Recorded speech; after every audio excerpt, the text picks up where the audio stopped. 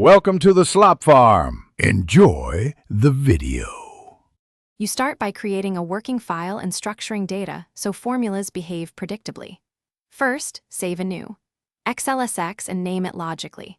Once done, type headers in row 1 and bold them. Set column widths to avoid wrapped cells. Then enter a few sample rows of real data. Select the range and press Ctrl+T to make a table. Making a table normalizes ranges, autofills formulas, and enables structured references. This prevents errors as you build. You now layer calculation and control. Write core formulas using structured references so ranges expand automatically.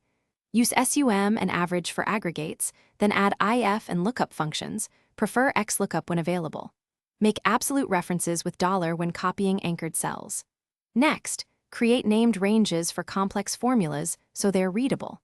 Then apply data validation to enforce input and conditional formatting to highlight anomalies. These steps reduce mistakes and make auditing. You finish by converting results into clear outputs for stakeholders.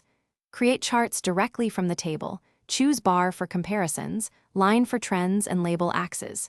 Then set page layout, adjust margins, and add headers/footers for printing. Save incremental versions, append a date, or use version history so you can revert. Finally, protect sheets or the workbook to prevent accidental edits and keep a backup copy. If formulas break, check named ranges and table references first. They are the most common source of errors.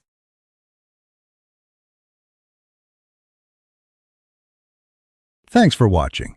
Consider subscribing if we helped you today.